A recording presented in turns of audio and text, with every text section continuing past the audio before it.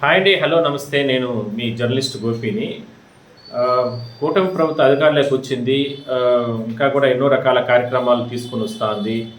ఆ మధ్య కాలంలోనే అనంతపురంలో సూపర్ సిక్స్ సక్సెస్ సంబంధించి ఆహ్, విజయోత్సవాలు కూడా జరుపుకోవడం జరిగింది. 3 పార్టీలు ఒకే వేదిక పైన పెద్ద ఎత్తున సంబరాలు చేసుకున్నారు.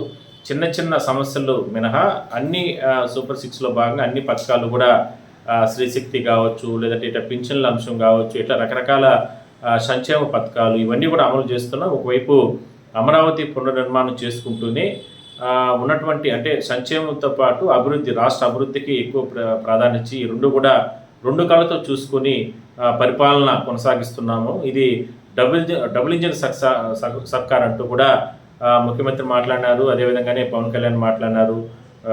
బీజేపీ నేతలు కూడా మాట్లాడడం జరిగింది. సో అతి త్వరలోనే మరో శుభవార్త మీకు చెప్పబోతున్నాను. ఆడబిడ్డ నిధికి సంబంధించి కూడా ప్రభుత్వం ఇప్పటికే కసరత్తు ప్రారంభించింది. ఈ దసరా నుంచి కూడా ఆ విధి విధానాలు వీటన్నిటిని ఎవరెవరికి ఇవ్వాలి ఏంటనే దానిపైన పూర్తి స్థాయిలో కూడా ప్రభుత్వం ఇవ్వబోతోంది.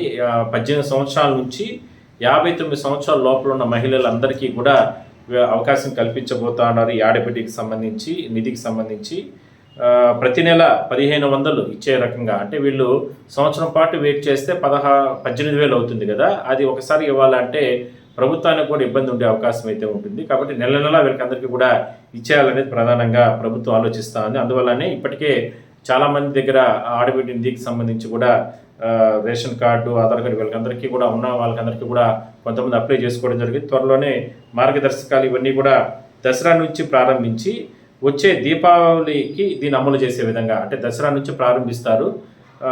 Aadhaar card, ration card, bank account వీళ్ళకి ఉండాలి డాక్యుమెంట్స్కి సంబంధించి. అయితే ఇవన్నీ బెనిఫిట్స్ వాళ్ళకందరికీ కూడా నెల నెల ఇస్తారు.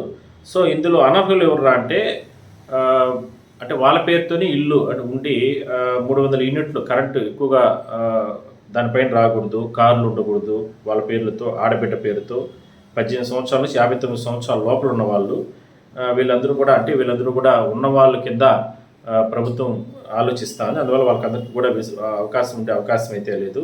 సో మిగిలిన వారికందరికీ కూడా ఆల్రెడీ పింఛన్లు ఇట్లా రకరకాలు ఉన్నాయి, ఇవన్నీ కూడా జరుగుతున్నాయి. కాబట్టి దీని ప్రకారం అతి త్వరలోనే ఈ ఆడబిడ్డ నిధికి సంబంధించి కూడా ప్రభుత్వం దసరాకు దీన్ని అమలు చేసి దీపావళి కానుకగా అందరికీ కూడా వాళ్ళ అకౌంట్లో ఆ దీపావళి నుంచి కూడా ప్రతి నెల కూడా వాళ్ళ అకౌంట్లో పడే విధంగా కూడా ఒక నిర్ణయం తీసుకోవడం జరిగింది.